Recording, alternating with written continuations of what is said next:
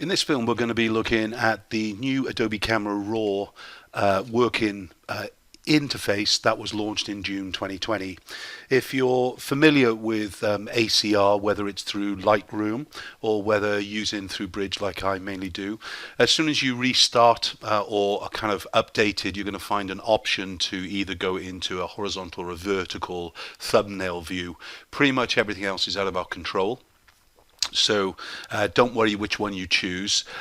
So for instance here I've opted for the traditional left hand kind of thumbnail view running down here, but if I want to just by coming down to the bottom icon here and right clicking, I can easily change it to the horizontal.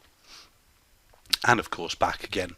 So one of the nice things though is that they are now an easy collapse as far as the thumbnails are concerned. If you're just working on one image, two images and so on, you just want to kind of get in there. So that's one of the first things. Next thing, will basically they're trying to get it to look more like Lightroom, and if you're a fan of Lightroom, that's good. If you're not a fan of Lightroom, that's bad. I'm not a fan of it because obviously it's slower, but I'm a dinosaur. I've got to accept that things have moved on now, and I've got to accept what we're given. The biggest probable change that you're going to see is the right hand column here, which is where all the kind of tools are now. We usually saw that on the top of the actual bar up at the top here and things really. Now it is running down the side, and the other is going to be the kind of the different fly out menus that we have here, which we would usually have access from the top.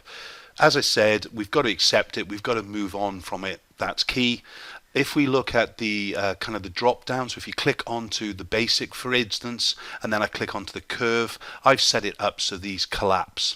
By default you might find that it's kind of not collapsing them. If so, right click onto any of the cards here and you can switch it to single panel mode, or to the responsive, or to the multi-panel, whichever you prefer. Okay, so you do have the options here. I've opted for the single panel mode. I tend to actually work through them more than anything. So as far as the kind of the basic adjustments are concerned, pretty much we're all familiar with the way that it all kind of comes together.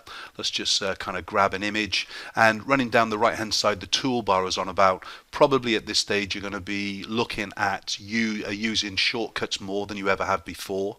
So remember, the top of the bar is the edit. So if we click onto this, we come back to this basic the menus here, and the shortcut for that is E. Crop doesn't change much except for kind of going into the rotation with some funky new handles just actually up onto here, but of course the shortcut is C, and obviously now we've got a lot more control as far as the crop tool is concerned, visual in this panel. Next is going to be the spot removal tool, basically good for CCT dust or some kind of simple spots that you might want to remove, but pretty much most of that for me is being done in the likes of Photoshop, but the shortcut for that is B. Then as far as the next down is concerned, my probably most used brush in the whole of the ACR window would be K for the adjustment brush. So when I click onto this, it automatically shows me the brush panel like it would have done before, and it's from here I can either kind of go in and add sections to an image. So in other words, just by clicking onto plus, I would create a new adjustment, whatever I'm going to do, and I've got full control on everything that I'm doing. Now it's with the adjustment brush probably is going to be your biggest frustration, because it's going to reset itself as you move through the different images, unless you basically come down to the bottom here and uncheck it. So this reset default sliders, or reset sliders automatically I should say, is on by default. So if you're an old user like I am, you should go straight down and actually uncheck that box to make sure as I move through to the next images, my brush remains the same. Okay, so for instance here I've kind of just kind of bringing up the jacket, obviously, bit of a fashion shoot. And as far as the next image is concerned, why I want that consistency of the exposure of the brush change, or the contrast adjustments, the shadow, the whites, even the colors and the sharpness and so on, but I want it all to remain the same, is because I've got a variety of images that are the same, and I'm probably going to be making the same adjustments to them. Why? Because they've been lit under the same kind of lighting scenario. So I would want to actually work through here, as I said, in exactly the same way as we just saw. So I'm adding the same amount of lightness and the brightness, color adjustment, and so on as I work through the images. So once we've got that though, if we were to move into kind of two different images here, and we didn't want them to actually reset themselves, if I click on Reset Sliders automatically, if I just choose another tool for a minute, let's go into C for crop. Now I'm just going to click back into the adjustment brush, but remember the backwards forwards option with key shortcuts works within Adobe Camera Raw. So in other words, if I press K again, it brings me back into this window here. However, if I press K again, it goes back to the last tool that I used. So in other words, it's kind of flicking back and forth. So it's kind of good ergonomically for kind of moving between. So if these have all been reset, as you can see here, it means that when I kind of then go on and click the image, I've got to go in and make the adjustments manually. When I move on to the next photograph, it resets itself, which, as I said, is a negative. So remember, if you're using the adjustment brush as much as I am, I would suggest that you uncheck this box here, so that when you move between images, you are able to keep the actual same adjustments going on. Then when we move through the panel, then G for graduated or gradient kind of adjustment. As far as the kind of, we click onto here, I usually use this for either a kind of a global change, or to add in some color. So again, depends on how funky or basic that you're doing, but I can start to add different gradients with different colors to work in different ways, so I can kind of add that little bit of light in across the image. I use the gradient more in the funky style of portraiture. Next one down, in fact, is the radial filter tool. And to be honest, since this new layout, I've discovered the radial filter tool and using it a lot. So in other words, just from being able to go in there and select very strange kind of shapes, I can once more go down and actually change the whole image to the way I want to work. Now notice as well, because I've selected the color blue, it is adjusting or adding blue around the surrounding areas as well at the same time. So the gradient, or I should say the radial filter, I'm really enjoying quite a lot, and you can have multiple ones on here as well. So the shortcut for that one, of course, is J.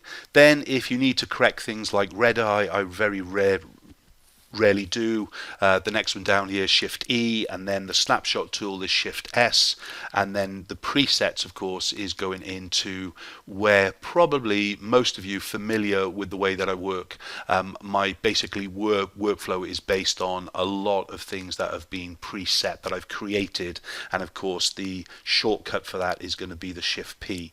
So if I was trying to encourage you to learn some of the shortcuts, it would be E for the edit tool. That brings us back into the basic palette environment.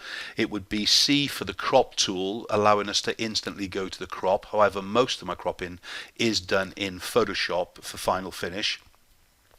K for the actual adjustment brush, and J for the radial filter. So those are the kind of the four that I'd encourage you to do. Plus, of course, Shift P brings us into the presets, where we're working and a much kind of a different kind of flow to do with your images. So in short, as I was saying to you, make sure that you uncheck this box in the adjustment brush. Make sure that if you're working in the basic mode, remember E really brings us back into here, and you right click onto any of the panels, and this is a choice for you to either use a multi-panel mode. That means as we click through, it keeps the one open behind, or we can actually work in a single mode, and then obviously as we click onto one or the other, it kind of shuts the other ones down behind. And that is a quick overview for the Bridge and obviously the Camera Raw element of 2020 release. A couple little things. Obviously, I should have said there's obviously the settings dialog or your preferences up at the top here, and at the top this little kind of download arrow is basically where we go to actually save these images out. If you're unfamiliar with ACR, cancel shuts everything down and doesn't make the adjustments that we've made to all the images. Done means don't do anything else with the images, but save what I've adjusted them and actually come back into the Bridge environment. Obviously, opens it directly within Photoshop, but as a rule of thumb, once we've made all the adjustments to these images, we would select them all and then from here process them into the likes of a JPEG or a TIFF file, depends on how you work, into the designated folder. And that's it. That's the Camera Raw release for 2020.